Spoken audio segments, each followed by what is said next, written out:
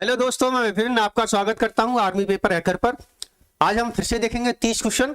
30 क्वेश्चनों को, 4 ऑप्शनों को खोल खोल के देखेंगे हम। 4 ऑप्शनों को कहने के लिए तो आपको ये 30 ही क्वेश्चन है, लेकिन अगर हम इसके सारे क्वेश्चनों को देखें तो हम 100 पार कर जाते हैं, क्योंकि हम एक क्वेश्चन में 3-4 क्वेश्चनों को देखते हैं। आइए पहला क्वेश्चन देखते हैं। पहला क्वेश्चन है कि स्थानीय स्वशासन किस राजवंश के राजाओं का प्रमुख विशेषता थी। यानी जो स्थानीय स्वशासन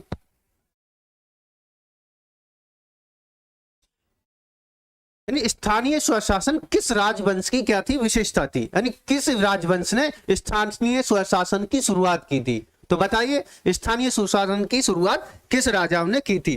देखते हैं। ऐसे देखिए, चोल वंश है। चोल वंश का संस्थापक बताइए।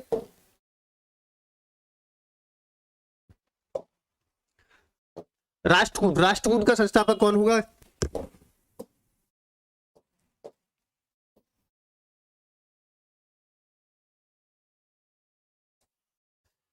राष्ट्रकूट। राष्ट्रकूट के संस्थापक बताइए। राष्ट्रकूट का संस्थापक राजा कौन था? तो राष्ट्रकूट का संस्थापक राजा देखें तो संस्थापक राजा कौन था? दंती दुर्ग। कौन था? दंती दुर्ग था।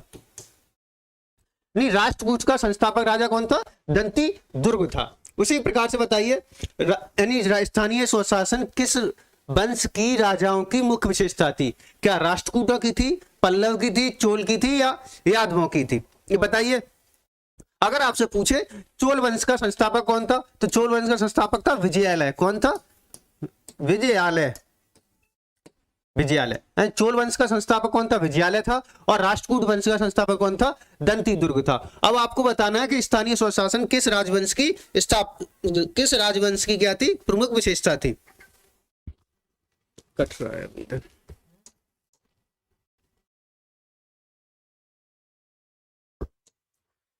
बताइए, स्थानीय स्वशासन की किस राजवंश के राजाओं की प्रमुख विशेषता थी? राष्ट्रकूट, पल्लव, चोल। अगर राष्ट्रकूट की बात करें तो राष्ट्रकूट का संस्थापक कौन था? दंती दुर्ग था। और आपसे बात करें चोल वंश का संस्थापक, तो चोल वंश का संस्थापक कौन था? विजयालय था। अगर ऐसे ही पूछे आपसे पल्लव वंश का संस्थापक कौन था, पल्लव वंश का संस्थापक कौन था, ये बताइए।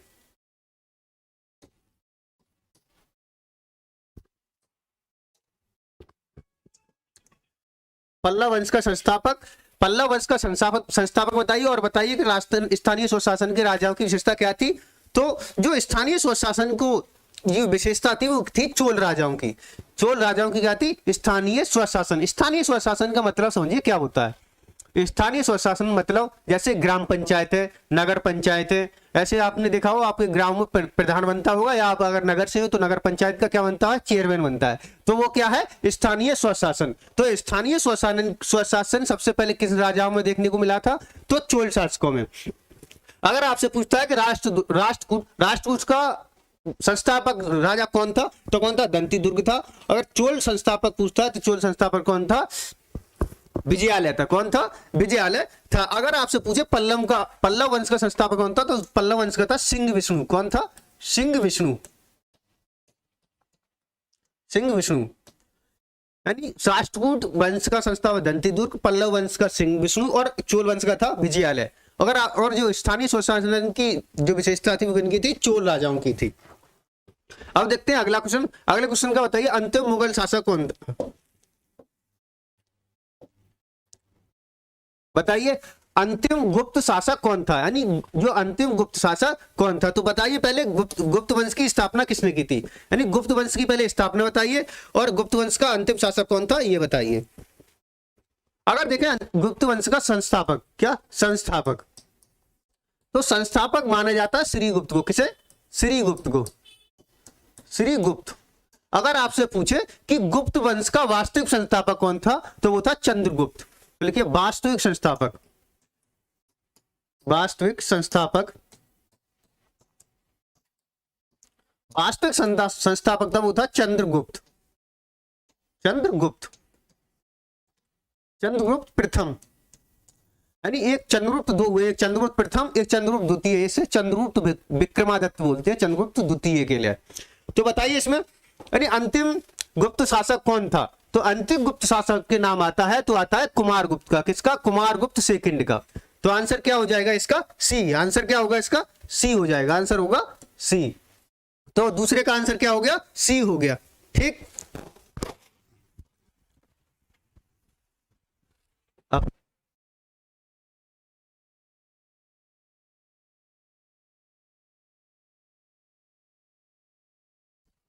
देखिए, अब अगले क्वेश्चन का उत्तर दीजिए। पृथ्वीराज चौहान किस राजवंश से थे, यानी पृथ्वीराज चौहान जो थे वो किस राजवंश से थे। अगर बात करें पृथ्वीराज चौहान, पृथ्वीराज चौहान का एक दो प्रमुख युद्ध हैं, उनका नाम है, एक तो है हल्दी घाटी, तराइन का प्रथम युद्ध और तराइन का द्वितीय युद्ध। तराइन का प्रथम युद्ध और तराइन का जो द्वितीय युद्ध है, वो दोनों युद्ध जो हुए थे मोहम्मद गौरी के बीच होते हैं। किसके, मोहम्मद गौरी के। पर तराइन का जो प्रथम युद्ध हुआ था उसमें मोहम्मद गौरी जीत गए थे। देखिए तराइन का प्रथम युद्ध,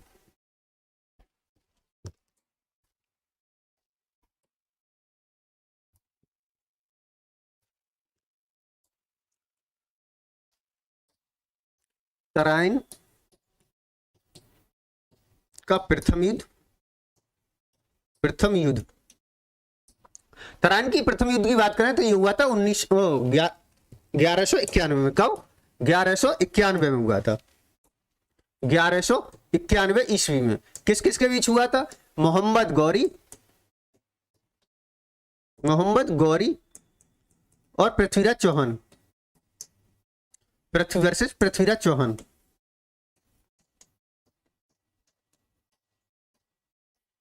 चौहान। और दूसरा जो तराइन का युद्ध हुआ था, पहला जो हुआ था वो 1911 में हुआ, द्वितीय तराइन का युद्ध। तराइन का दूसरा जो युद्ध हुआ था वो किस किस के बीच हुआ था, वो भी गौरी और तराइन का द्वितीय युद्ध, तराइन का द्वितीय युद्ध। तराइन का जो द्वितीय युद्ध हुआ था वो हुआ था 1992 में, वो 1192 ईस्वी में। अगर आपसे पूछे तराइन का प्रथम युद्ध, तराइन का जो प्रथम युद्ध हुआ था वो मोहम्मद गौरी और पृथ्वीराज चौहान के बीच में हुआ था, 1991 में हुआ था। और इसकी विजेता की बात करें तो इसमें विजेता रहे थे पृथ्वीराज चौहान रहे थे इसमें विजेता। लेकिन जो तराइन का द्वितीय युद्ध रहा था इसमें विजेता कौन रहा था, मोहम्मद गौरी। कौन, मोहम्मद गौरी क्या रहा था, विजेता रहा था। मोहम्मद गौरी यानी पृथ्वीराज चौहान को हराकर क्या अपने साथ ले गया था, और वहां जाके इनकी क्या करती, चंद्रवरदाई की एक पुस्तक है, उसका नाम है पृथ्वीराज रासो में चंद्रवरदाई के बारे में कौन सी है, पृथ्वीराज रासो। ये किसने लिखी है, चंद्रवरदाई ने। किसने लिखी है, चंद्रवरदाई ने लिखी। पृथ्वीराज रासो के अनुसार जो चंद्रवरदाई की पुस्तक है उसके अनुसार जो मोहम्मद गौरी था, मोहम्मद गौरी की हत्या किसने की थी, पृथ्वीराज चौहान ने की थी। अगर आपसे पूछता है कि पृथ्वीराज चौहान किस राजवंश से थे तो वे थे चहमाना वंश। कौन सा, चहमाना वंश या चौहान वंश, क्या चहमाना या चौहान वंश, चहमाना या चौहान वंश से थे। अब इसके बाद देखते हैं अगला क्वेश्चन। अगले क्वेश्चन का आंसर दीजिए, पारसी धर्म का प्रमुख धर्म ग्रंथ कौन सा है। अब आपको उत्तर देना, पारसी धर्म का धर्म ग्रंथ कौन सा है। आंसर दीजिए इसका, पारसी धर्म का प्रमुख धार्मिक ग्रंथ कौन सा है, बताइए। जैन अविष्टा, बाइबल, हरजिद और कुरान। अगर कुरान की बात करते हैं आप तो कुरान किसका है, इस्लाम का। किसका, इस्लाम का पवित्र ग्रंथ, इस्लाम का पवित्र ग्रंथ।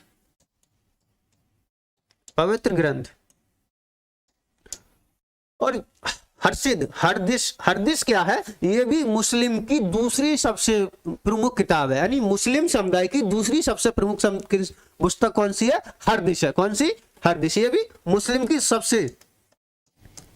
समुदाय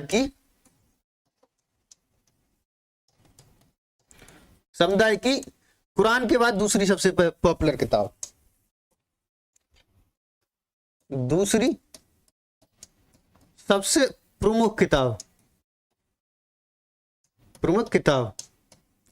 इसमें क्या है, मोहम्मद साहब की बातों का संकलन है। क्या, मोहम्मद साहब की बातों का संकलन। मोहम्मद साहब की बातों का संकलन किसमें है? हदीस में। किसमें? हदीस में। मोहम्मद साहब की बातों का संकलन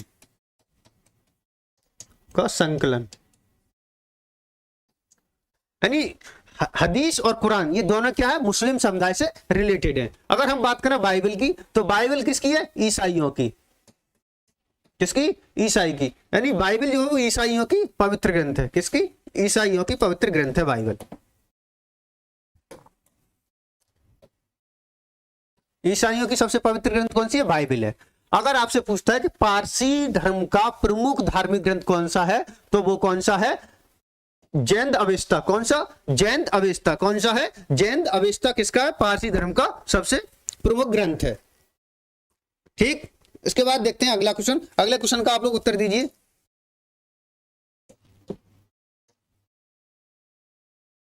अगला क्वेश्चन है, इसका उत्तर दीजिए। सांची का स्तूप कहां स्थित है? यानी सांची का जो स्तूप बना हुआ है वो कहां स्थित है? इसका उत्तर दीजिए आप लोग। नहीं, सांची का स्तूप, ये बताइए। अगला क्वेश्चन है, सांची का स्तूप कहां स्थित है? सांची का जो स्तूप है वो कहां स्थित है, आपको बताना है। अगर आपसे पूछे ये सांची का जो स्तूप है वो किसने बनवाया था, तो किसने बनवाया था? अशोक ने। किसने? अशोक ने बनवाया था। अशोक ने। अशोक जो था गौतम बुद्ध का अनुयायी, बौद्ध धर्म का अनुयायी था। किसका? बौद्ध धर्म का अनुयायी था। अनुयायी था। इसका एक प्रमुख युद्ध जो हुआ था वो युद्ध कौन सा था?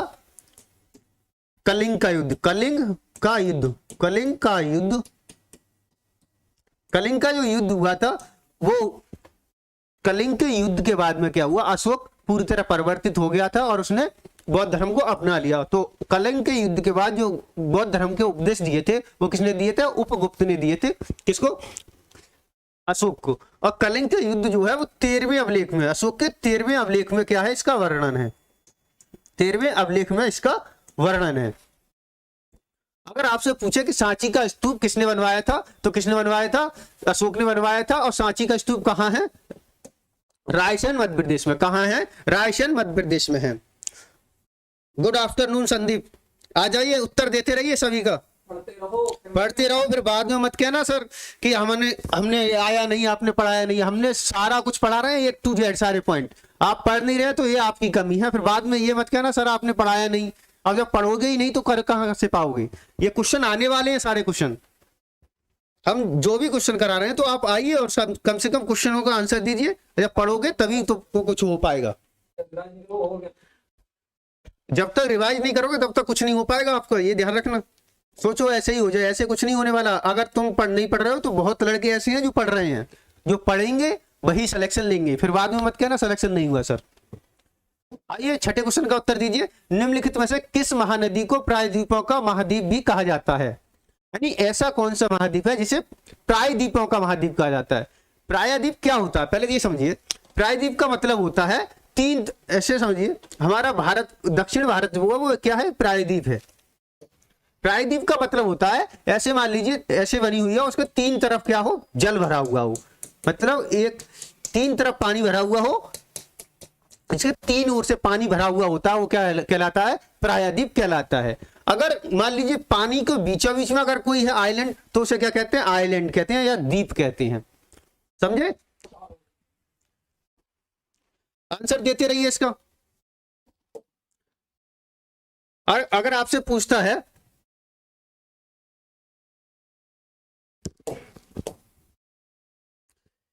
कि निम्नलिखित में से किस महाद्वीप को प्रायद्वीपों का महाद्वीप कहते हैं? अगर आप अफ्रीका को देखते हैं तो अफ्रीका को क्या कहते हैं? अंध महाद्वीप। क्या कहते हैं? अंध महाद्वीप। महाद्वीप, अंध महाद्वीप कहते हैं। और सबसे बड़ा जो महाद्वीप है वो कौन सा है? एशिया महाद्वीप। सबसे बड़ा कौन सा है? सबसे बड़ा है एशिया। और सबसे छोटा है ऑस्ट्रेलिया। सबसे छोटा कौन सा है? ऑस्ट्रेलिया है। ऑस्ट्रेलिया। सबसे बड़ा कौन सा है? एशिया महाद्वीप। सबसे छोटा कौन सा है? ऑस्ट्रेलिया महाद्वीप। अगर आपसे पूछे कि जो अफ्रीका है, अफ्रीका महाद्वीप को क्या कहते हैं हम? अंध महाद्वीप। अंध महाद्वीप कहते हैं। ठीक संदीप, अब इसका उत्तर दीजिए। इसका उत्तर जो होगा वो होगा यूरोप। क्या होगा? यूरोप। यूरोप को क्या कहते हैं? महाद्वीपों का, प्रायद्वीपों का महाद्वीप। प्रायद्वीपों का महाद्वीप क्यों कहते हैं? क्योंकि कुछ देश, बहुत सारे देश ऐसे हैं जो तीन तरफ से पानी से घिरे हुए हैं, और काफी ऐसे देश बनते हैं, जैसे आप देख लीजिए, अगर आप देखते हैं ब्रिटेन को ही, तो ब्रिटेन भी क्या है? तीन तरफ से पानी से घिरा हुआ है। फ्रांस है, ब्रिटेन है, और भी कई देश जैसे देश हैं जो यूरोप के, जो तीन तरफ से पानी से घिरे हुए हैं। अब देखिए 7वां क्वेश्चन, इसका उत्तर दीजिए। 7वां उत्तर दीजिए इसका। 7वां है, संयुक्त राज्य अमेरिका का कौन सा शहर कार उद्योग के लिए प्रसिद्ध है? यानी कार के उद्योग के लिए सबसे बड़ा कौन सा, इनमें से उद्योग कौन सा शहर है जो कार उद्योग के लिए प्रसिद्ध है? अगर देखते हैं इसका उत्तर दीजिए सभी लोग, और साथ साथ ये भी बताइए कि अमेरिका के अमेरिका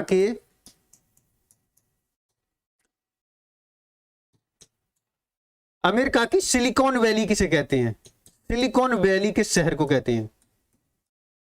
सिलिकॉन वैली, अमेरिका के सिलिकॉन वैली शहर का नाम बताइए, और भारत का सिलिकॉन वैली भी बताइए। भारत का सिलिकॉन वैली,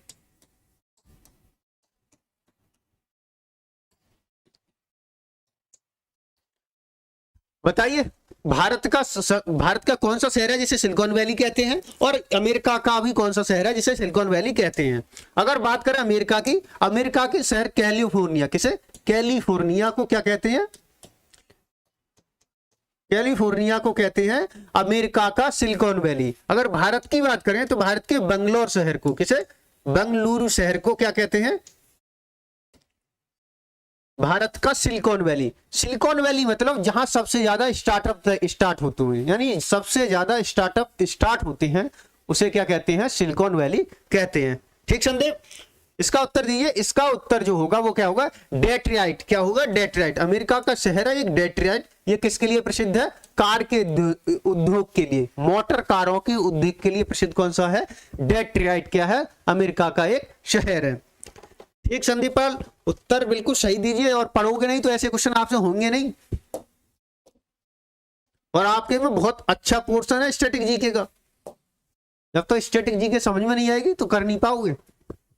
भारत का सबसे उत्तरी बिंदु कौन सा है? बताइए। भारत के 4 बिंदु, चारों बिंदु को बताओ। पहला नॉर्थ,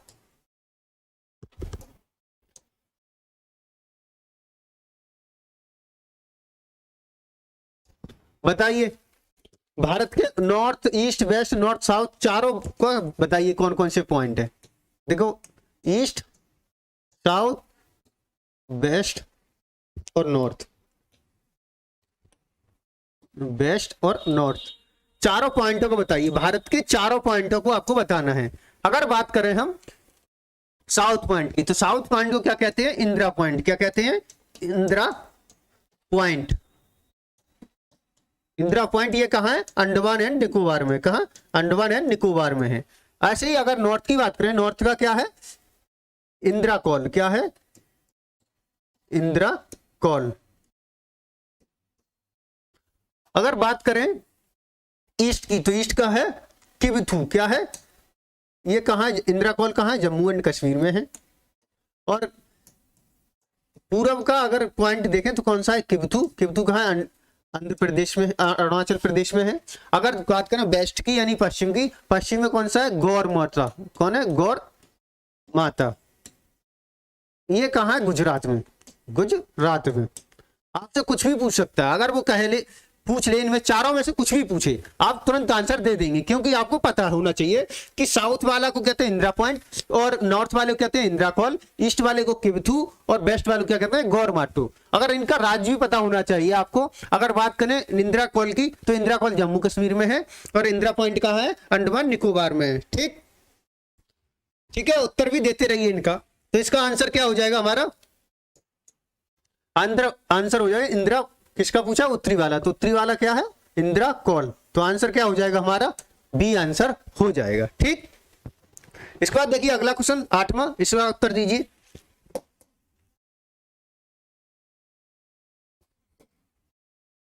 भारत का कौन सा राज्य अपने सुंदर समुद्र तटों के लिए प्रसिद्ध है? यानी भारत का ऐसा कौन सा राज्य है इनमें से जो अपने सुंदर तटों के लिए प्रसिद्ध है? देखते हैं गुजरात, गुजरात और महाराष्ट्र, गोवा और उड़ीसा, इनमें से बताइए कौन सा क्या होगा? अगर बात करें गोवा, गोवा और गुजरात, इन दोनों के तट को क्या कहते हैं? कोरोमंडल तट। क्या कहते हैं? कोरोमंडल, नहीं कोंकण तट। क्या कहते हैं? कोंकण तट। क्या कहते हैं? कोंकण, कोंकण तट। अगर आपसे पूछे गुजरात से लेकर गोवा तक के तट को क्या कहते हैं? हम कोरोमंडल तट कहते हैं। और गुजरात और गोवा से कर्नाटक के तट को क्या कहते हैं? कोरोमंडल तट कहते हैं। अब बताइए गोवा, अगर हम बात करें गोवा की, तो गोवा जो था 1961 ईस्वी में क्या हुआ था? आजाद कराया था। 1961 ईस्वी में पुर्तगाल से आजाद कराया, पुर्तगालियों से, पुर्तगालियों से आजाद कराया, आजाद कराया। किस ऑपरेशन के द्वारा? तो ऑपरेशन का नाम था ऑपरेशन विजय। क्या नाम था? ऑपरेशन विजय। ऑपरेशन विजय के द्वारा क्या किया गया था? गोवा को आजाद कराया गया था। ठीक, ऑपरेशन विजय के द्वारा गोवा को क्या किया गया था? आजाद कराया गया था। अगर बात करें जो गोवा है, गोवा पूर्ण राज्य का दर्जा इसे कब दिया गया था? 1987 ईस्वी में इसे पूर्ण राज्य बनाया गया, पूर्ण राज्य बना दिया गया। और इसे जो राज्य बना था वो कौन सा बना था? 25वां राज्य बना था। कौन सा? 25वां राज्य बना था। ये गोवा कौन सा राज्य बना था? 25वां राज्य बना था। अब आपसे पूछे कि सबसे ज्यादा सुंदर तटों के लिए कौन सा राज्य प्रसिद्ध है? तो वो है गोवा। कौन सा? गोवा राज्य अपने सुंदर तटों के लिए प्रसिद्ध है। तो आंसर क्या होगा? सी होगा। आंसर क्या होगा नवे का? सी। संदीप उत्तर सही नहीं आ रहे हैं आपके, इसीलिए कह रहे हैं पढ़ते रहिए, क्लास पर डे लोगे तभी आपको ये ऐसे क्वेश्चन कर पाओगे। ठीक, इसलिए पर डे क्लास लीजिए। देखते हैं अगला क्वेश्चन। अगला है 10वां। 10वें का उत्तर दीजिए। आ जाइए सभी लोग।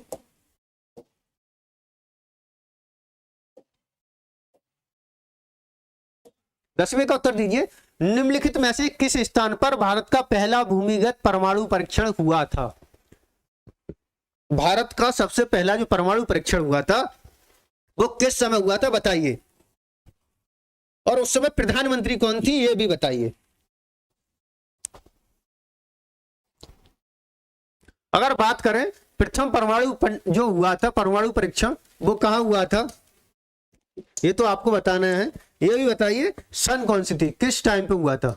सन की बात करें तो 1974 में हुआ था। उस समय जो हमारे देश की प्रधानमंत्री थी कौन थी? इंदिरा गांधी थी। इंदिरा गांधी जी थी। पीएम कौन थी? इंदिरा गांधी थी। यानी पहली बार जब 1974 में परमाणु का परीक्षण किया गया था तो ये पूर्ण रूप से सफल नहीं रहा था। क्या नहीं रहा था? पूर्ण रूप से सफल नहीं रहा था। ठीक, अब देखते हैं इसके बाद में क्या हुआ। एक बार फिर दोबारा से भारत ने क्या किया? परमाणु परीक्षण किया था। दोबारा परमाणु परीक्षण किया था। तो दूसरा परमाणु परीक्षण कब किया था? 1998 में। कब किया था? 11 मई 1998 में। 11 मई 1998 में। इस समय जो द्वारा जो हुआ था, इस समय जो प्रधानमंत्री थे वो थे अटल बिहारी। कौन थे? अटल बिहारी वाजपेयी। अटल बिहारी वाजपेयी क्या थे? उस समय प्रधानमंत्री थे। कब? 11 मई 1998 में जब दोबारा हुआ था। दोनों बार कब हुआ था? पोखरण। कहां? पोखरण में। दोनों बार कब हुआ? कहां हुआ है? पोखरण में। कहां? पोखरण। पोखरण कहां है? राजस्थान में। पोखरण जगह कहां है? राजस्थान में है। उस समय जब दोबारा जो परमाणु परीक्षण किया था तो हमने 5 बम लगातार फोड़े थे। वो भी 3, यानी पहले फोड़ा, फिर तीसरे दिन फिर 4-5 फिर फोड़ दिए थे।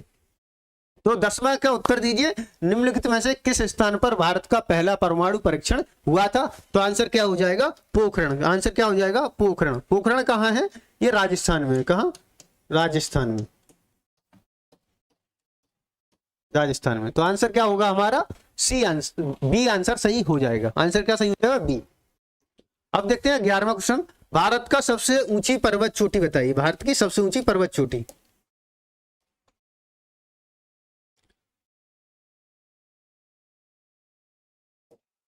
देखिए इसमें क्वेश्चन थोड़ा फंसता है। अगर आपसे पूछे कि भारत की सबसे ऊंची पर्वत चोटी कौन सी है तो अलग क्वेश्चन होता है। अगर आपसे पूछ ले कि पूर्ण रूप से भारत में चोटी है, पूर्ण रूप से भारत में उपस्थित पर्वत की चोटी कौन सी है जो सबसे ऊंची है, तो देखते हैं।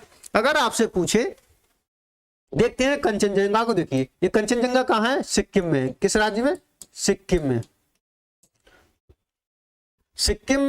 सिक्किम और नेपाल के बॉर्डर पर है। सिक्किम व नेपाल के बॉर्डर पर है, ये नेपाल के बॉर्डर पर अगर बात करें नंदा देवी, तो नंदा देवी कहाँ है, ये है हमारे उत्तराखंड में। कहाँ, उत्तराखंड में। एवरेस्ट की बात करें तो एवरेस्ट कहाँ है, नेपाल में, नेपाल में। और एवरेस्ट को नेपाल में क्या कहते हैं, सागर माथा। क्या कहते हैं, सागर, क्या कहते हैं, सागर माथा, सागर माथा। अब देखते हैं, यानी भारत का सबसे ऊंची पर्वत चोटी। भारत की अगर ऐसे क्वेश्चन पूछता है कि भारत की सबसे बड़ी जो चोटी है वो या K2 होती है, यानी अगर पूछे भारत की सबसे ऊंची चोटी कौन सी है तो K2 लगाएंगे। क्या लगाएंगे, K2 लगाएंगे। अगर आपसे क्वेश्चन घुमा के पूछे कि बताइए भारत में उपस्थित सबसे ऊंची चोटी कौन सी है, तो वो हो जाएगा कंचनजंगा। क्या हो जाएगा, कंचनजंगा हो जाएगा।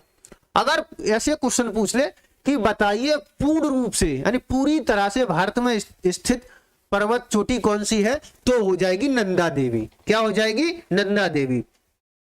ठीक संदीपाल, आंसर को, क्वेश्चन को समझना है, क्वेश्चन पूछ क्या रहा है। अगर उसने पूछा कि भारत में स्थित सबसे ऊंची चोटी कौन सी है, तो वो है K2। K2 जो अभी भारत में नहीं है। क्यों नहीं है, क्योंकि जो K2 है ये है POK में। कहा, POK में, पाकिस्तान ऑक्युपाइड कश्मीर, यानी जो पाकिस्तान ने कश्मीर पर कब्जा कर रखा है उस कश्मीर में ये पड़ता है K2। और हम जो पाकिस्तान POK को क्या मानते हैं, हम अपना मानते हैं। इसलिए अगर पूछता है कि भारत की सबसे ऊंची चोटी कौन सी है तो K2 हो जाएगी। अगर कंचनजंगा की बात करें तो ये कंचनजंगा जो है वो नेपाल और हमारे सिक्किम राज्य के बॉर्डर पर पड़ती है। अगर बात करें नंदा देवी, तो नंदा देवी क्या है, भारत में बनी हुई पूर्ण रूप से सबसे ऊंची चोटी, यानी पूरी रूप से भारत में है ये नंदा देवी चोटी। तो आंसर इसका क्या होगा, K2 हो जाएगा। अगर एवरेस्ट की बात करें तो एवरेस्ट की ऊंचाई कितनी है, 8849 मीटर। कितनी ऊंचाई है, 8849 मीटर है इसकी ऊंचाई। देखते हैं इसके बाद अगला क्वेश्चन।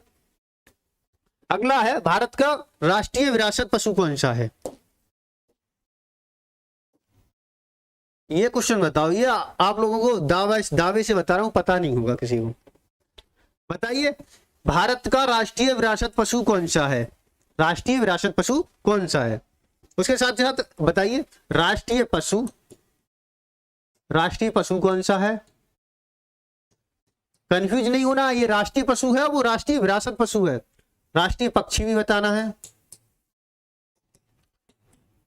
राष्ट्रीय फूल भी बताना है, राष्ट्रीय फल भी बताना है, राष्ट्रीय मिठाई भी बताना है।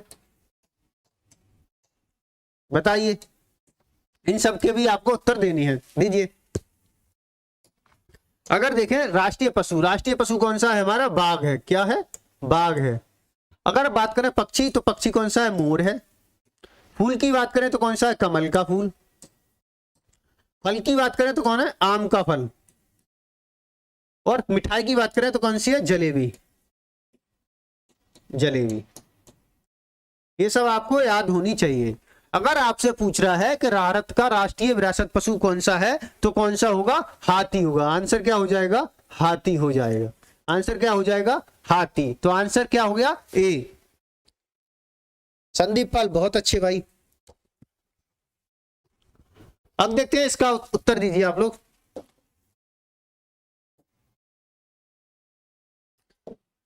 क्वेश्चन है, निम्नलिखित में से कौन सा लड़ाकू विमान है, यानी लड़ाकू विमान इनमें से कौन सा है, ये आपको बताना है। बताइए।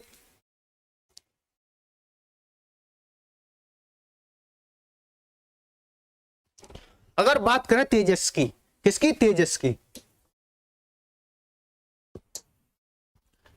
तेजस की बात करें तो तेजस जो है किसके द्वारा बनाया गया, हाल के द्वारा। हाल मतलब हिंदुस्तान एरोनॉटिक लिमिटेड। हॉल का क्या नाम है? हिंदुस्तान एरोनॉटिक लिमिटेड, लिख लीजिए इसे। हिंदुस्तान हिंदुस्तान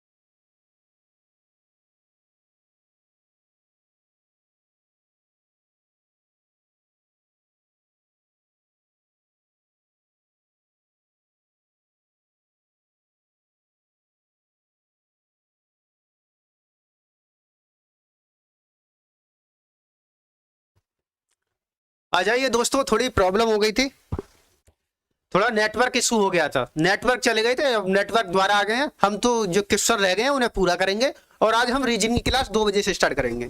तो आप लोग आ जाइए, या आप इस क्लास को बाद में देख लीजिए। अगर आप अभी आ जाएंगे तो अच्छा है, लाइव पढ़ने का मजा ही कुछ अलग होता है। तो देखते हैं, ये क्वेश्चन देख रहे थे हम, 13वां क्वेश्चन। आ जाइए, अब 13वां क्वेश्चन देखेंगे, देख रहे थे हम।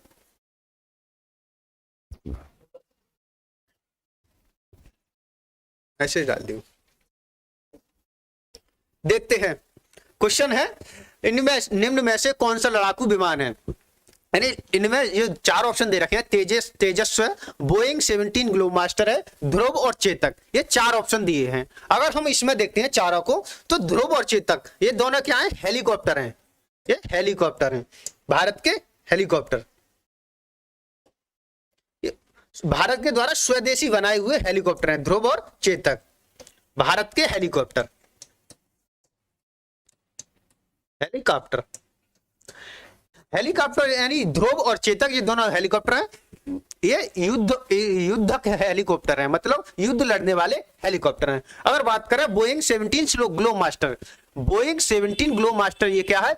अमेरिका के द्वारा बनाया हुआ एक सैन्य विमान है। सैन्य विमान मतलब ये कई काम कर सकता है, ऐसे सैनिकों को एक स्थान से दूसरे स्थान पर ले जा सकता है, और यानी कि एयर रिफ्यूलिंग मतलब हवा में ही विमानों में ये पानी वो तेल भी भर सकता है। ऐसे मान लीजिए कोई फाइटर जेट है, उस फाइटर जेट में तेल खत्म हो गया है, उसे दूर जाना है, तो ये बोइंग C-17 ग्लोबमास्टर का यूज करके हम उसमें क्या कर सकते हैं? रिफ्यूलिंग कर सकते हैं। यानी ये क्या है? अमेरिका के द्वारा बना हुआ है, अमेरिका के द्वारा बनाया हुआ है। ये सबसे बड़ा विमान है, सबसे बड़ा विमान है। इसमें आप कुछ भी कर सकते हैं, यानी सैनिकों को भी ट्रांसफर कर सकते हैं एक स्थान से दूसरे स्थान तक। अभी आपने देखा होगा कि यूक्रेन में युद्ध हुआ था, यूक्रेन युद्ध में C-17 ग्लोबमास्टर को भेजा था भारत सरकार ने यूक्रेन से छात्रों को निकालने के लिए। वो छात्रों से, जब जो यूक्रेन से छात्र निकाले जा रहे थे, तो आपको पता होना चाहिए उस समय ऑपरेशन चला था, ऑपरेशन गंगा। तो उसमें जो जहाज यूज हुआ था वो था बोइंग 17 ग्लोबमास्टर। अगर बात करें तेजस की, तेजस भारत का हिंदुस्तान एरोनॉटिक लिमिटेड द्वारा बनाया हुआ multi role light weight fighter jet है। ये क्या है? मल्टी रोल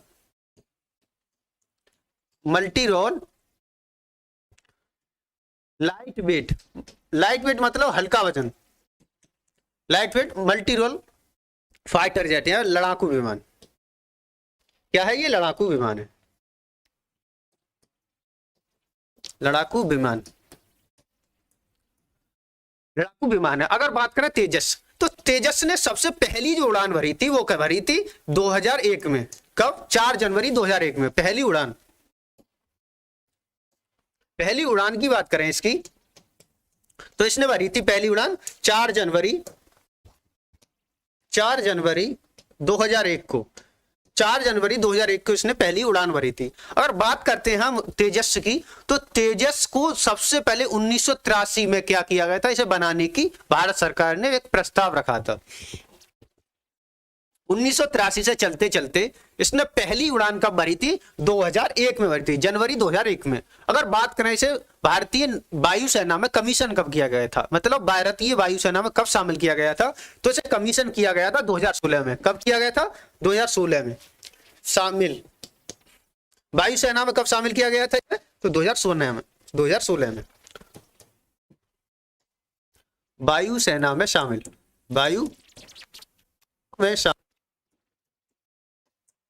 वायुसेना में शामिल कब गया था? 2016 में। 2016 में इसे भारत सरकार ने वायुसेना में शामिल किया और इसकी पहली जो उड़ान थी वो कौन सी थी? 4 जनवरी 2001 को थी। अगर बात करें बोइंग C-17 ग्लोमास्टर, तो ये अमेरिका के द्वारा बना हुआ बहुत बड़ा, भारत का सबसे बड़ा जहाज है। ग्लोमास्टर, ध्रुव और चेतक जो क्या भारत के लड़ाकू हेलीकॉप्टर हैं। ठीक है, इसके बाद देखते हैं अगला क्वेश्चन। अगला क्वेश्चन है हमारा, संयुक्त राष्ट्र दिवस किस तिथि को मनाया जाता है? आ जाइए, इसका उत्तर दीजिए। अगर देखें इसे, संयुक्त राष्ट्र दिवस, तो संयुक्त राष्ट्र की सबसे पहले स्थापना देखेंगे। संयुक्त राष्ट्र की स्थापना कब हुई थी? संयुक्त राष्ट्र की स्थापना की बात करें तो स्थापना हुई थी इसकी 24 अक्टूबर। कब हुई थी? 24 अक्टूबर 1945। 24 अक्टूबर 1945 को इसकी क्या हुई थी? स्थापना हुई थी, 1945। अगर बात करें संयुक्त राष्ट्र, यूएन, इसे बोलते हैं यूनाइटेड नेशन या संयुक्त राष्ट्र, तो संयुक्त राष्ट्र की स्थापना क्यों की गई थी? संयुक्त राष्ट्र की स्थापना इसलिए की गई थी क्योंकि हमने देखा कि पहला जो विश्व युद्ध हुआ था वो 2019 तक हो चुका था, और 2019 के बाद में देखो 1939 में लगभग 20 साल के बाद ही क्या हुआ था? द्वितीय विश्व युद्ध हो चुका था।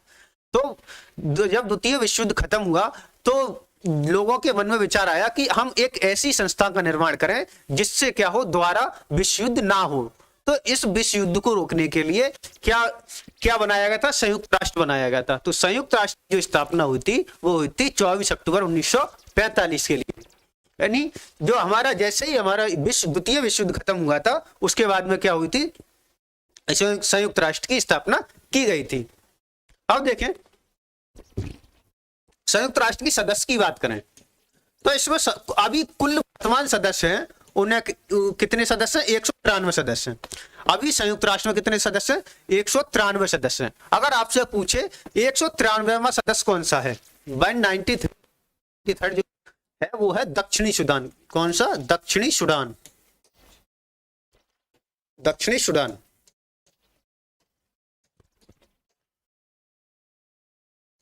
यानी 193वां जो भारत का वो यूएन का सदस्य है वो कौन सा है? दक्षिणी सूडान है।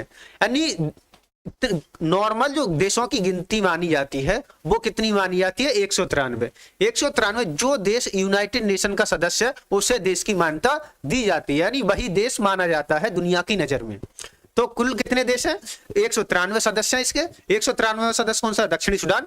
अगर आपसे पूछे कि जो संयुक्त राष्ट्र है, संयुक्त राष्ट्र का यानी संयुक्त राष्ट्र के जो महासचिव हैं, महासचिव कौन है? Antonio Guterres. अगर आपसे पूछता है यूएन के महासचिव कौन है? Antonio Guterres. एंटोनियो गुटेरेस जो कहाँ के हैं? पुर्तगाल के हैं। एंटोनियो गुटेरेस ये कहाँ के हैं? पुर्तगाल के। पुर्तगाल कहाँ का देश है? ये यूरोप का एक कंट्री है, पुर्तगाल। यानी ये कहाँ के हैं? पुर्तगाल के हैं। और आपसे पूछता है सिक्योरिटी, यानी जो हमारा यूएन है, यूएन की पांच इसके क्या है? अंग है। ऐसे इंटरनेशनल कोड, आर्थिक विकास, ऐसे ही एक इसकी संस्था है यूएन सिक्योरिटी काउंसिल।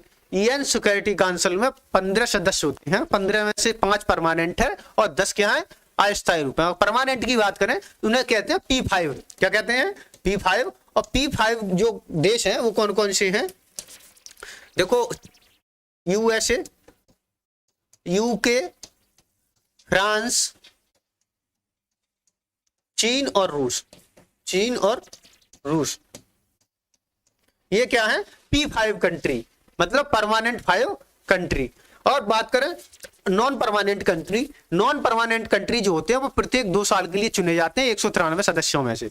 तो उनमें से 193 सदस्यों में भारत भी एक इस बार दिसंबर 2022 तक क्या है, भारत जो 10 बचे उनका क्या है, एक सदस्य दिसंबर तक, यानी 21 और 22 के लिए अस्थायी सदस्य के रूप में भारत चुना गया था। उसके बाद देखते हैं अगला क्वेश्चन। इसका आंसर क्या हो जाएगा, 24 अक्टूबर। क्या हो जाएगा, 24 अक्टूबर 1945 को यूएन की स्थापना हुई थी। उसी दिन से क्या मनाते हैं, यूएन स्थापना दिवस। ठीक,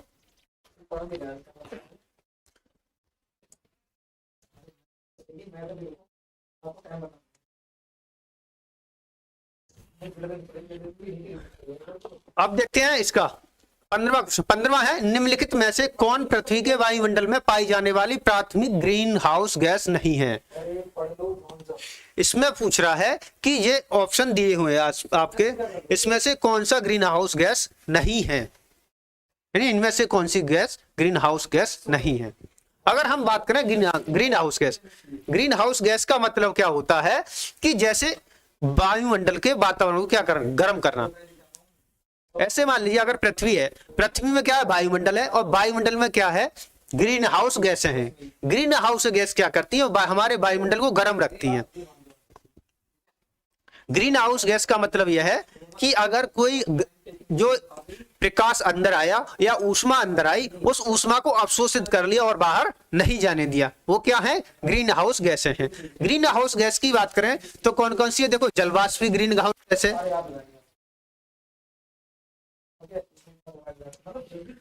कार्बन डाइऑक्साइड, जलवाष्प, मीथेन, क्लोरोफ्लोरोकार्बन, ये क्या है, सब इसकी क्या है, green house gas. Green house gas मतलब जो वातावरण क्या करती है, गर्म करती है। अगर इसमें देखें ग्रीन हाउस गैस कौन सी नहीं है, तो नाइट्रस ऑक्साइड कौन सी है, नाइट्रस ऑक्साइड जो गैस है वो क्या है, नाइट्रस ऑक्साइड जो गैस है वो ग्रीन हाउस गैस नहीं है। क्या नहीं है, ग्रीन हाउस गैस नहीं है। नाइट्रस ऑक्साइड की बात करें तो ये अम्लीय वर्षा में सहायक होती है। किसमें, अम्लीय वर्षा में क्या होती है, सहायक होती है। इसके बाद देखेंगे अगला क्वेश्चन। अगला क्वेश्चन है, प्राचीन भारत कितने महाजनपदों में बटा हुआ था, ये बताइए। प्राचीन जो भारत था वो कितने महाजनपदों में बटा हुआ था। वह प्राचीन हमें अगर ज्ञात करें कि जो प्राचीन महाजनपद कितने जनपदों में बटा हुआ था, तो इसका पता हमें किससे चलता है, बौद्ध धर्म का एक ग्रंथ है अगुंतर निकाय। क्या है, अगुंतर निकाय। बौद्ध धर्म के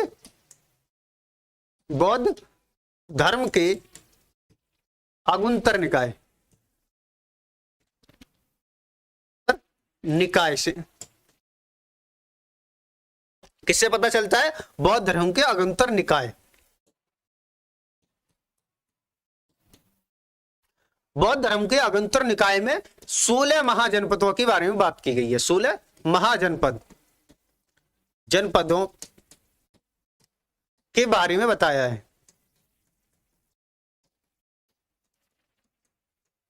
अगर बात करें 16 महाजनपदों में से सबसे शक्तिशाली जो था वो था मगध साम्राज्य। सबसे शक्तिशाली कौन सा था, मगध साम्राज्य। शक्तिशाली कौन था, मगध साम्राज्य। मगध साम्राज्य जो था वो सबसे शक्तिशाली जनपद था। मगध साम्राज्य मगध जो था वो सबसे शक्तिशाली था। अगर मगध की स्थापना की बात करें तो मगध की स्थापना किसने की थी, बृहदत्त ने की थी। मगध की स्थापना की बात करें तो मगध की स्थापना किसने की थी, बृहदत्त ने। किसने, बृहदत्त ने क्या की थी, इसकी स्थापना की थी। तो सबसे प्राचीन भारत में देखते हैं तो कितने महाजनपदों का पता चलता है? 16 महाजनपदों का, यानी कि 16 महाजनपद थे प्राचीन भारत में। उसका पता किससे चलता है? अगुंतर निकाय। अगुंतर निकाय क्या है? ये बौद्ध धर्म का एक ग्रंथ है, उसमें पता चलता है तो उस समय कितने जनपद थे? तो 16 जनपद थे। अगर बात करें मगध, तो मगध की राजधानी जो थी वो क्या थी? राजगृह थी। राजधानी क्या थी? राजगृह। राजगृह या राजगिरी? राजगिरी। राजगृह या राजगिरी क्या थी? इसकी राजधानी थी। आगे देखिए 17वां क्वेश्चन। 17वें क्वेश्चन का आप लोग आंसर दीजिए, आ जाइए सब लोग। 17वां क्वेश्चन क्या है, इसका उत्तर दीजिए। 17वां है, मौर्य शासक अशोक ने किस अभिलेख को रानी का अभिलेख कहा जाता है? यानी मौर्य शासक के द्वारा बना हुआ अभिलेख जो है वो किसे रानी का अभिलेख कहा जाता है? इसका आंसर दीजिए।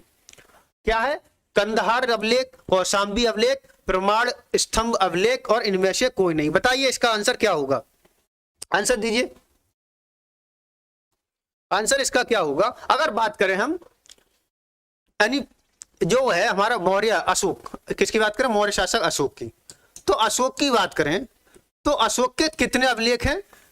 इसने बहुत सारे अभिलेख लिखाए थे, उसमें सबसे जो इंपोर्टेंट है 13वां अभिलेख।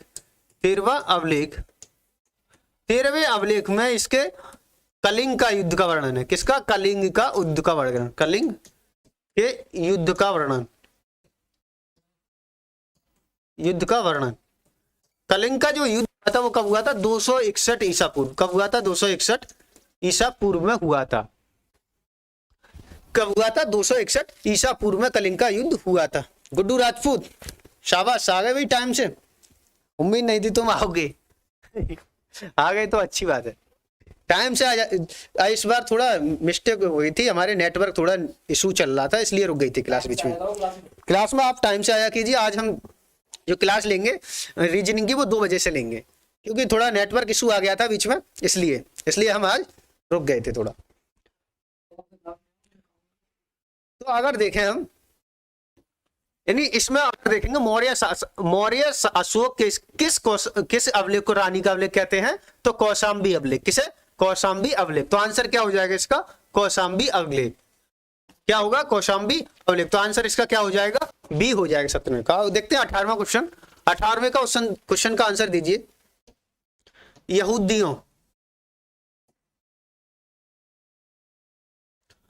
यहूदियों के प्रार्थना स्थल को क्या कहते हैं? जो यहूदी होते हैं वो क्या करते हैं? प्रार्थना जो करते हैं, ऐसे भगवान, हम हिंदू लोग जो होते हैं वो करते हैं मंदिर में प्रार्थना, मुस्लिम होते हैं करते हैं मस्जिद में। उसी प्रकार से बताइए यहूदियों के प्रार्थना स्थल को क्या कहा जाता है? यानी यहूदियों के प्रार्थना स्थल को क्या कहा जाता है, ये बताइए आप लोग। अगर बात करें इनकी यहूदियों के धर्म ग्रंथ की, यहूदियों के धर्म ग्रंथ कौन सा है? तो कौन सा है? तोरहा। कौन सा होता है इनका यहूदियों का धर्म ग्रंथ? धर्म ग्रंथ की बात करें इनकी तो धर्म ग्रंथ, इनका धर्म ग्रंथ कौन सा है? तोरहा। तोरहा। ऐसे हिंदुओं की रामायण, महाभारत, गीता, ये क्या है? हिंदुओं की धर्म ग्रंथ है। और कुरान क्या है? मुस्लिमों की धर्म ग्रंथ है। उसी प्रकार से यहूदियों की कौन सी होती है? धर्म ग्रंथ तोरहा। अगर यहूदियों, ऐसे भारत है, भारत को कहते हैं हिंदुस्तान, मतलब हिंदुओं का देश। ऐसे पाकिस्तान मतलब मुस्लिमों का देश। ऐसे ही यहूदियों का एक देश है, उसका नाम है केवल इजराइल। क्या नाम है? यहूदियों का एकमात्र देश, एकमात्र देश, तो उसका नाम क्या है? इजराइल। क्या है? इजराइल। इजराइल। इजराइल जो है भारत का एक अच्छा दोस्त है। इजराइल की जो राजधानी है वो क्या है? यरूशलेम। क्या है? यरूशलेम है। इजराइल की राजधानी क्या? यरूशलेम है। अगर आपसे पूछे यहूदियों का प्रार्थना स्थल को क्या कहते हैं? सिनेगाग। क्या कहते हैं? सिनेगाग कहते हैं। क्या कहते हैं? सिनेगाग कहते हैं। तो आंसर क्या हो जाएगा इसका? बी। गुड्डू राजपूत, इसका आंसर क्या होगा? बी। कहां गायब हो गए? उत्तर देते रहिए, उत्तर देते रहिए आप लोग। ठीक है, इसके बाद देखते हैं अगला क्वेश्चन। अगले क्वेश्चन का आंसर दीजिए।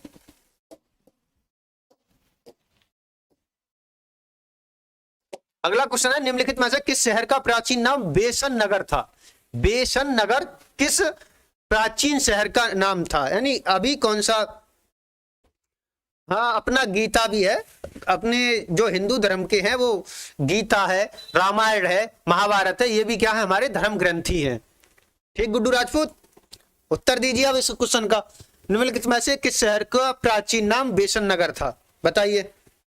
अगर बात करें बेसन नगर, तो बेसन नगर जो थी वो पहले किनकी? शुंग राजाओं की राजधानी। क्या थी? शुंग राजाओं की राजधानी थी।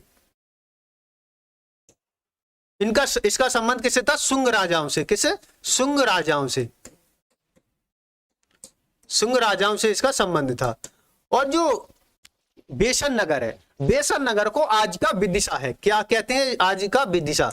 और जो विदिशा है, विदिशा किस राज्य में है? एमपी में, मतलब मध्य प्रदेश में क्या है? विदिशा है। अगर देखें श्रावस्ती, श्रावस्ती में बुद्ध, गौतम बुद्ध ने सबसे ज्यादा उपदेश कहां दिए थे? श्रावस्ती में दिए। बौद्ध के ने सबसे अधिक उपदेश, बौद्ध ने सबसे अधिक उपदेश, सबसे अधिक उपदेश कहां दिए थे?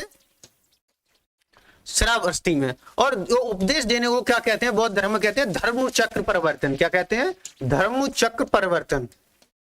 धर्म चक्र परिवर्तन। अगर पूछे पटना, पटना का पुराना नाम क्या था? पाटलिपुत्र। क्या था? पाटलिपुत्र। पाटलिपुत्र। पटना का पुराना नाम क्या था? पाटलिपुत्र था। तो आंसर क्या होगा इसका? विदिशा। विदिशा कहां है? एमपी, मतलब मध्य प्रदेश में। उसके बाद देखते हैं अगला क्वेश्चन, इसका उत्तर दीजिए आप लोग।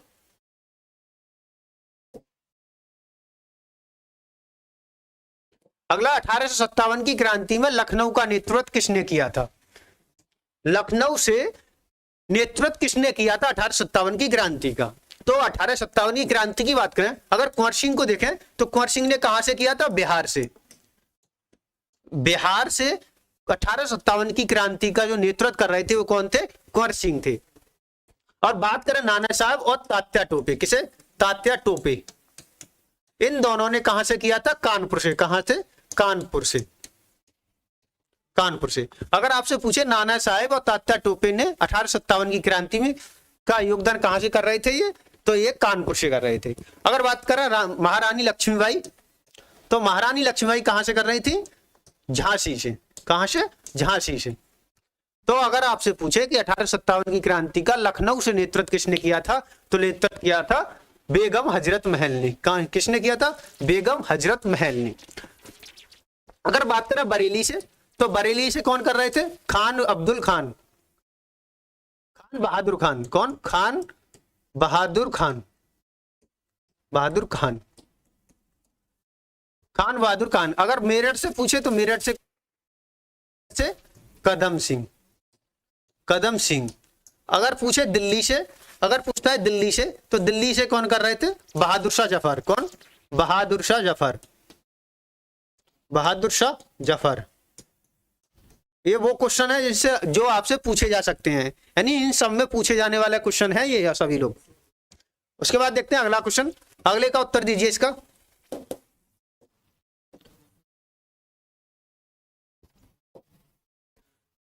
बंगाल विभाजन के विरोध में स्वदेशी आंदोलन किस वर्ष चला गया था? यानी बंगाल का जो विभाजन, पहले तो ये बताइए बंगाल का विभाजन हुआ कब था, और बंगाल का विभाजन बताइए पहले। यानी बंगाल का विभाजन, बंगाल का विभाजन बताइए, और बताइए बंगाल का विभाजन करने वाला वायसराय,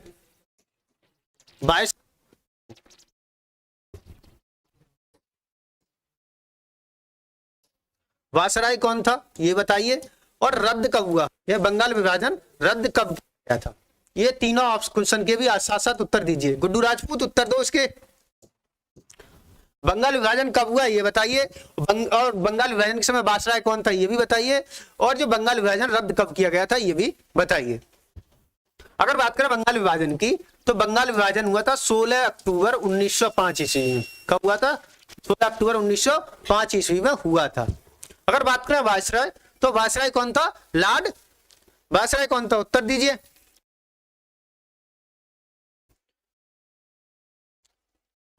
वायसराय था लॉर्ड कार्जन। वायसराय कौन था? Lord Curzon. कौन था? Lord Curzon. Lord Curzon. और बंगाल विभाजन को कब रद्द किया था? 1911 में, जब जॉर्ज पंचम ने, किसने? जॉर्ज पंचम और रानी मेरी भारत आई थी तब। जॉर्ज पंचम के द्वारा किया गया था, इसे रद्द किया गया था बंगाल विभाजन को, जॉर्ज पंचम के द्वारा। अगर पूछता है बंगाल विभाजन के विरोध में स्वदेशी आंदोलन किस वर्ष चलाया गया था, तो जब बंगाल विभाजन होगा तभी स्वदेशी आंदोलन चलेगा। तो आंसर क्या हो जाएगा? 1905 ईस्वी। आंसर क्या होगा? 1905 ईस्वी होगा। 1905 ईस्वी होगा। गुड्डू राजपूत, क्वेश्चन का नंबर डाल के तब उत्तर बताया कीजिए कि 21 का बता रहे हैं या 20 का बता रहे हैं आप लोग। ठीक, क्वेश्चन का नंबर डालिए फिर बताइए उत्तर ये है। अब देखते हैं 22वां, इसका उत्तर दीजिए।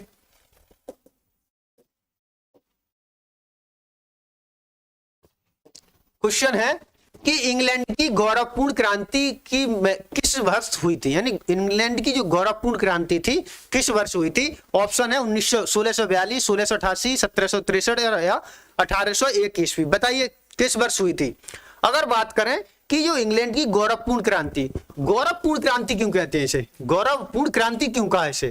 क्योंकि भाई ये जो क्रांति थी रक्त, यानी बिना रक्त बहाए, यानी केवल क्या थी? विरोध प्रदर्शन के कारण हुई क्रांति क्या थी?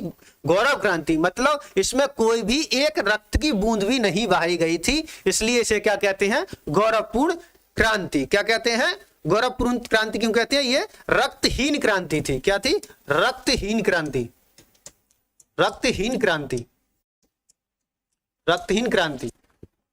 अगर आपसे पूछ ले रूस की क्रांति कब हुई थी? रूस की क्रांति, अगर रूस की क्रांति पूछता है तो रूस की क्रांति हुई थी 1917 ईस्वी में। कब हुई थी? 1917 ईस्वी में। अगर आपसे पूछे इंग्लैंड की गौरवपूर्ण क्रांति कब हुई थी, तो वो हुई थी कब? 1688 ईस्वी में। कब हुई थी? 1688 ईस्वी में। 1688 ईस्वी में क्या हुई थी? इंग्लैंड की गौरवपूर्ण क्रांति हुई थी। ये जो क्रांति थी धार्मिक और राजनीतिक दोनों क्रांति थी। धार्मिक व राजनीतिक क्रांति थी। धार्मिक व राजनीतिक क्रांति थी। राजनीतिक क्रांति थी। धार्मिक व राजनीतिक क्रांति थी और रक्तहीन क्रांति थी। इसमें एक भी बूंद खून नहीं बहा था। और उसके बाद देखें रूस की क्रांति, तो रूस की क्रांति हुई थी 1917 में। कब हुई थी? 1917 में, प्रथम विश्व युद्ध के समय में। उसके बाद में देखते हैं 23वां क्वेश्चन, इसका उत्तर दीजिए। इसका है चीनी सागर में उठने वाले तूफान को क्या कहते हैं? यानी चीनी सागर में जो तूफान उठता है उसे क्या कहते हैं, ये बताइए। उत्तर दीजिए इसका।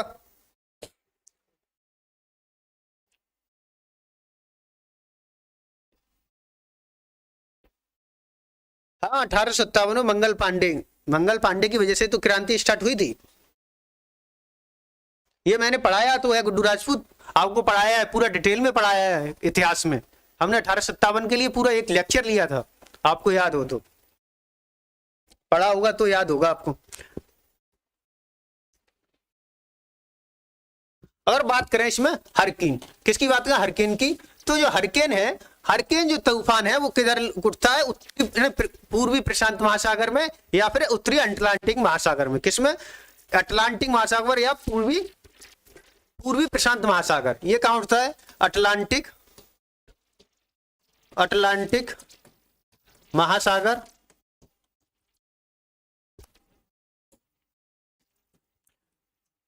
या पूर्वी प्रशांत महासागर।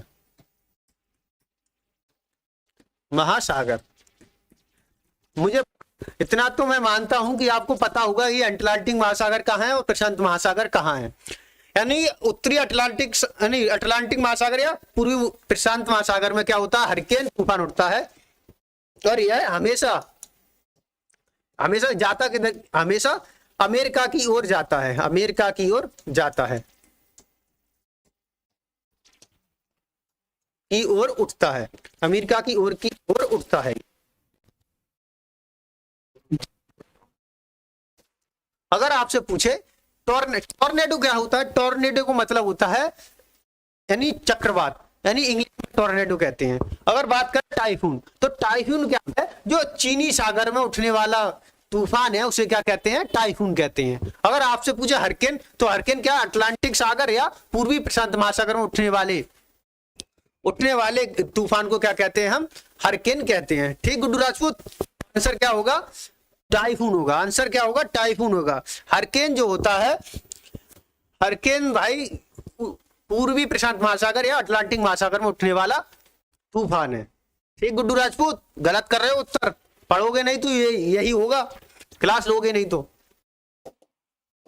पहले कहते हैं सर पुराने क्वेश्चन ला रहे हो, अब नए क्वेश्चन ला रहे हो तो क्लास लेने नहीं आ रहे हो। अब देखते हैं, बताइए श्वेत क्रांति किससे संबंधित है। बताइए श्वेत क्रांति, अगर हम बात करें श्वेत क्रांति, तो श्वेत क्रांति के जनक किसे माना जाता है और ये कब स्टार्ट हुई थी, ये भी आपको बताना है। अगर बात करें श्वेत क्रांति, तो श्वेत क्रांति की स्टार्ट होती 1970 ईस्वी में। अगर बात करें श्वेत क्रांति के जनक, तो जनक कौन है, वर्गीस कुरियन। कौन है, वर्गीस कुरियन। वर्गीस कुरियन, वर्गीस कुरियन को क्या कहा जाता है, श्वेत क्रांति का जनक कहा जाता है। अगर बात करें आगे, अरे श्वेत क्रांति को क्या कहते हैं, एक ऑपरेशन फ्लड भी इसका नाम है, एक ऑपरेशन फ्लड भी इसका नाम है, operation flood. Operation flood, operation flood या श्वेत क्रांति, दोनों क्या है, इसी के नाम है, श्वेत क्रांति। इसका मूल मकसद जो था, वो मकसद क्या था, दूध के उत्पादन में वृद्धि करना, दुग्ध के उत्पादन में क्या करना, वृद्धि करना, इसका मकसद था।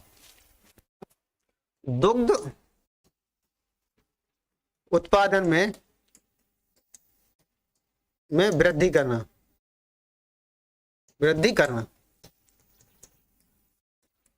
तो आप समझ ही गए होंगे कि इसका आंसर क्या होगा, दुग्ध उत्पादन। क्या होगा, दुग्ध उत्पादन। अच्छा ये बताइए, जो कृषि यानी कृषि के लिए कौन सी क्रांति चलाई गई थी, हरित क्रांति। कौन सी, हरित क्रांति। बताइए हरित क्रांति का जनक किसे कहते हैं,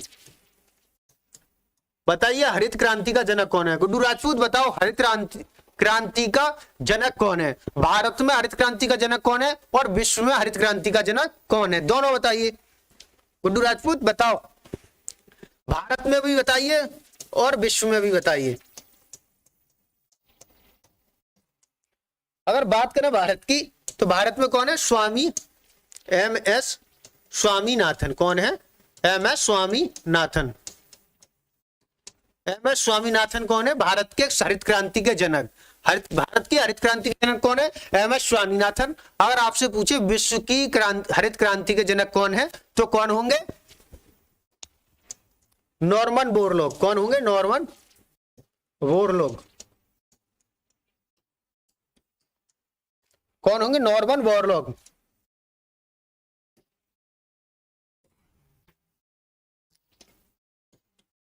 नॉर्मन बोरलॉग।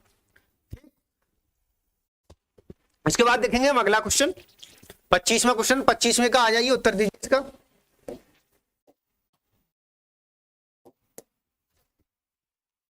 25वां है, विश्व का आधुनिक किस्म का बहुउद्देशीय परियोजना लड़ाकू विमान सुखोई 30 किस देश द्वारा निर्मित है। यानी जो सुखोई 30 है, तो सुखोई 30 किस देश के द्वारा निर्मित जहाज है, सुखोई 30 किस देश के द्वारा निर्मित जहाज है। अगर बात करें तो सुखोई 30 की, तो सुखोई 30 का बहुत बड़ा बेड़ा, सुखोई 30 का बहुत बड़ा बेड़ा लगभग, अगर बात करें सुखोई 30 भारत में 2001 में इसका समझौता हुआ था। समझौता किसके साथ हुआ था, भारत के साथ, भारत के साथ। अगर बात करें 2003 में सुखोई 30 भारत में भारतीय वायुसेना में शामिल हुआ था, भारतीय वायुसेना में शामिल हुआ था, में शामिल। और आज बात करें सुखोई 30 की, तो भारतीय वायुसेना में लगभग 150 से भी अधिक अभी सुखोई 30 कार्यरत हैं। यानी भारतीय सेना में लगभग 150 प्लस सुखोई 30 आज भी भारतीय वायुसेना को काम में यूज लेती है। अगर बात करें सुखोई 30 है, वो किसके द्वारा बनाई हुआ कंपनी है, रूस के द्वारा। ये रूस के द्वारा कंपनी है। रूस के द्वारा निर्मित सुकोई 30 लिमिटेड के द्वारा ये बनाया गया है। ये क्या है? मल्टी रोल फाइटर जेट है। क्या है? Multi role fighter jet. तो सुकोई 30 की बात करें तो 2001 में क्या हुआ था? रूस के साथ समझौता हुआ था सुकोई 30 लेने का भारत के लिए, और 2003 में क्या हुआ? भारत में वायुसेना में सुकोई 30 को शामिल कर लिया गया था। और जैसे ही सुकोई 30 भारत में आया, उसके बाद भारत की वायुसेना की शक्ति बहुत ज्यादा बढ़ गई थी। आज भी सुकोई 30 का बहुत बड़ा बेड़ा भारत में शामिल है। ठीक, इसके बाद देखते हैं अगला क्वेश्चन। अगला क्वेश्चन बताइए, माउंट एवरेस्ट पर चढ़ने वाली पहली भारतीय महिला कौन सी थी? भारत की तो बताओगे ही बताओगे, बताइए विश्व की पहली महिला, यानी माउंट एवरेस्ट पर चढ़ने वाली विश्व की पहली महिला। एवरेस्ट पर चढ़ने वाली विश्व की पहली महिला। और ये भी बताइए वे किस देश से थी। और ये बताइए सबसे अधिक माउंट एवरेस्ट पर चढ़ने वाला व्यक्ति। माउंट एवरेस्ट पर चढ़ने वाला व्यक्ति, माउंट एवरेस्ट पर चढ़ने वाला व्यक्ति, दोनों के उत्तर दीजिए। गुड्डू उत्तर दो इसके। पहले तो ये बताओ कि माउंट एवरेस्ट पर चढ़ने वाली भारतीय महिला, ये तो आप बता ही दोगे। बताना आपको यह है कि माउंट एवरेस्ट पर चढ़ने वाली पहली विश्व की महिला कौन थी, और सबसे अधिक बार माउंट एवरेस्ट पर कौन चढ़ चुका है। दीजिए गुड्डू राजपूत उत्तर, क्वेश्चन का नंबर डाल के दीजिए उत्तर।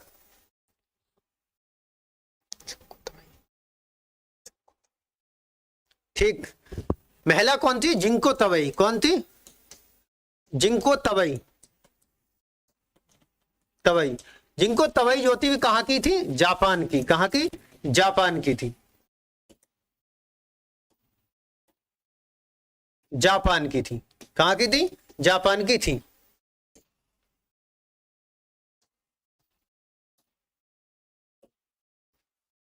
जापान की। जिनको तबई कहां थी? जापान की थी। अगर बात करें सबसे अधिक माउंट एवरेस्ट पर चढ़ने वाला व्यक्ति कौन है, तो कामी रीता शेरपा। कौन है? कामी रीता शेरपा। कामी रीता शेरपा। कामी रीता शेरपा जो है वो 26 बार, कितने? 26 बार माउंट एवरेस्ट पर चढ़ चुके हैं। कितनी बार? 26 बार माउंट एवरेस्ट पर चढ़ चुके हैं। कितनी बार? माउंट एवरेस्ट पर 26 बार चढ़ चुके हैं। और बात करें भारत की पहली महिला जो माउंट एवरेस्ट पर चढ़ी थी वो कौन थी? बछेंद्री पाल थी। कौन थी? बछेंद्री पाल थी। ठीक, उसके बाद देखते हैं अगला क्वेश्चन। अगले क्वेश्चन का उत्तर दीजिए इसका। भारत का सर्वोच्च शांति शौर्य पुरस्कार कौन सा है?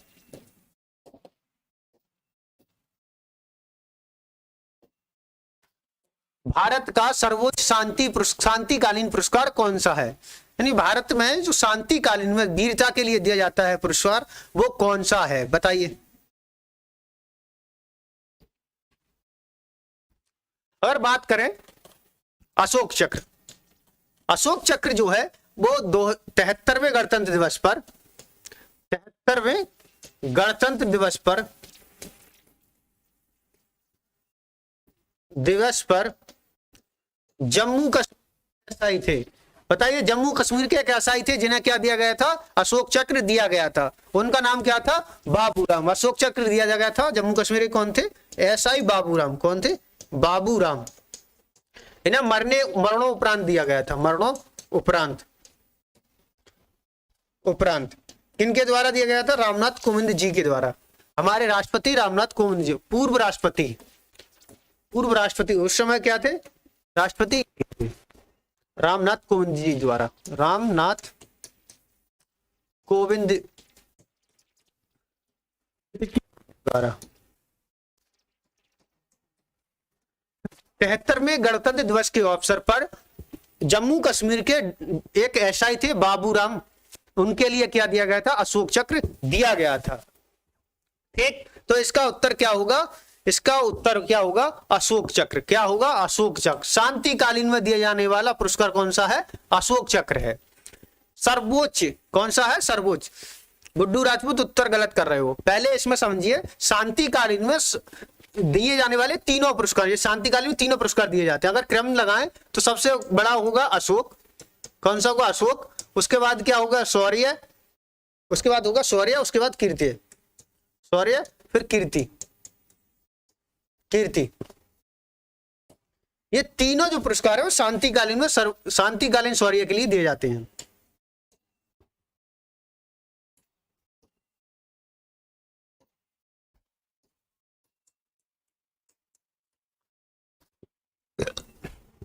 क्वेश्चन को ध्यान से पढ़िए, कह रहा है भारत का सर्वोच्च शांतिकालीन शौर्य पुरस्कार, तो सर्वोच्च शांतिकालीन शौर्य पुरस्कार कौन सा है, कीर्ति। उसकी वो अशोक, अशोक के बाद कौन सा आता है, शौर्य, शौर्य अशोक के बाद आता है कीर्ति, कौन सा आता है, अशोक के बाद आता है कीर्ति आता है, अशोक के बाद कौन सा आता है, कीर्ति आता है, कीर्ति के बाद आता है शौर्य। मतलब यानी सर्वोच्च जो पुरस्कार है वो अशोक है, अशोक के बाद कीर्ति आता है, कीर्ति के बाद आता है शौर्य। ये तीनों जो पुरस्कार है वो शांति के क्षेत्र में शौर्य के लिए दिए जाते हैं।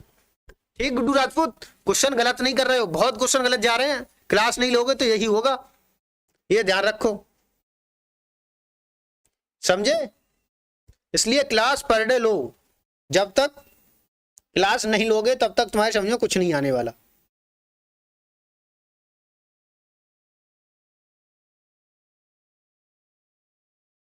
देखते हैं अगला क्वेश्चन, अगले क्वेश्चन का उत्तर दीजिए जब तक।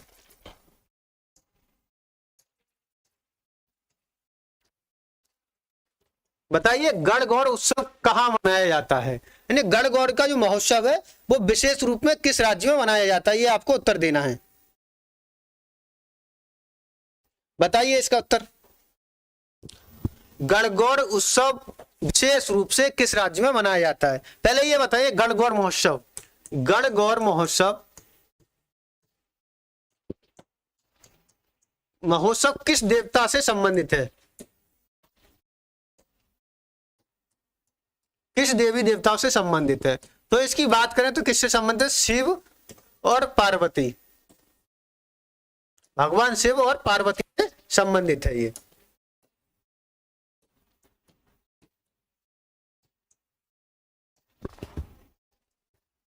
गणगौर महोत्सव जो है वो विशेष रूप से जो बनाया जाता है वो मनाया जाता है राजस्थान में, किसमें, राजस्थान में। लेकिन कुछ हिस्सों में यूपी में भी मनाया जाता है ये, राजस्थान, यूपी और मध्य प्रदेश, ये तीनों राज्यों में मनाया जाता है। अगर पूछे मुख्य रूप से कहां मनाया जाता है तो मनाया जाता है राजस्थान में। किस राज्य में, राजस्थान में मुख्य रूप से मनाया। ठीक, तो आंसर क्या होगा हमारा, राजस्थान। अगले क्वेश्चन का उत्तर दीजिए।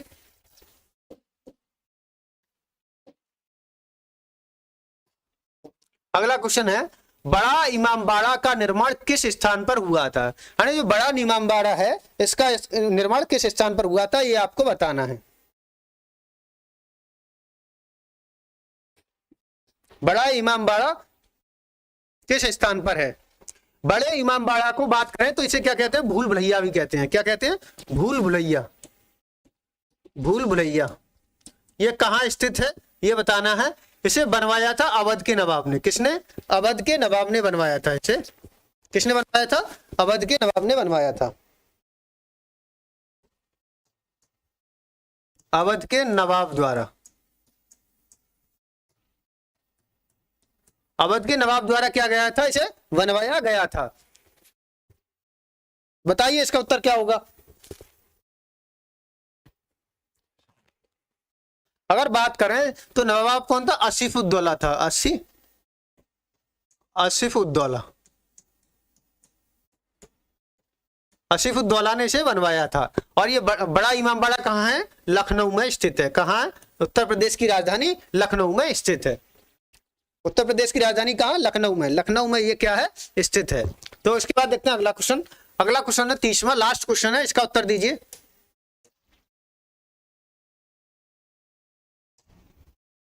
निम्नलिखित में से कौन सा ओजोन के ह्रास के लिए उत्तरदायी है, यानी ओजोन जो परत है वो किस, यानी ओजोन का जो क्षरण हो रहा है उसके लिए उत्तरदायी कौन सी गैस है, यानी कौन सी गैस से क्या होता है, उत्तर जो हमारी ओजोन परत है, ओजोन परत किससे क्षरण होती है उसका उत्तर दीजिए। ओजोन की बात करें तो इसे O3 से, किससे? O3 से डोनेट करते हैं।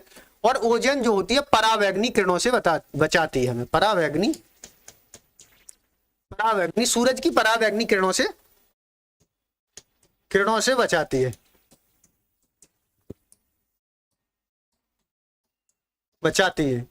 सूर्य की परावैंगनी किरणों से ये हमारा बचाती है। परावैंगनी किरणों को अगर ये नहीं रोके तो हमें क्या हो सकता है? स्किन कैंसर हो सकता है। क्या हो सकता है? स्किन कैंसर हो सकता है। अगर बात करें कि ओजोन परत का ह्रास किससे होता है? क्लोरोफ्लोरोकार्बन से। किससे? क्लोरोफ्लोरोकार्बन से। क्लोरोफ्लोरोकार्बन को हम लिखते हैं CFCV लिखते हैं। इसे क्या लिखते हैं? CFCV लिखते हैं। CFC यानी क्लोरोफ्लोरोकार्बन। आंसर क्या होगा हमारा? क्लोरोफ्लोरोकार्बन। कार्बन डाइऑक्साइड है, कार्बन मोनोऑक्साइड है, ये क्या है? दोनों ये गैस है, क्या है? प्रदूषण है। क्या है? वायु प्रदूषण। नहीं, गैसों ये कार्बन मोनोऑक्साइड, कार्बन डाइऑक्साइड, ये क्या है? प्रदूषण गैसें हैं। अगर बात करें कार्बन मोनोऑक्साइड की तो ये क्या करती है? हमारी ऑक्सीजन की परिवहन क्षमता को खत्म कर देती है। अगर आदमी ओजोन कार्बन मोनोऑक्साइड के अगर वातावरण में रहता है तो ये क्या करती है? हमारे खून में मिल जाती है और ये हीमोग्लोबिन में मिलकर क्या करती है? कार्बन के ऑक्सीजन के परिवहन पर रोक लगा देती है और आदमी की क्या होती है? मृत्यु हो जाती है। तो आज के लिए रखेंगे इतने 30 क्वेश्चन। मिलेंगे आपको जाना नहीं है, अभी 10 मिनट में मैं लेके आऊंगा रीजनिंग की क्लास। हम करेंगे रीजनिंग के 30 क्वेश्चन। आपको रीजनिंग की क्लास में भी आना है। जब तक के लिए रखते हैं यहीं तक, आप जाइए नहीं कहीं। 10 मिनट में मैं आया अभी रीजनिंग क्लास लेके, पढ़ते रहो। तब तक रखते हैं। जय हिंद, जय भारत।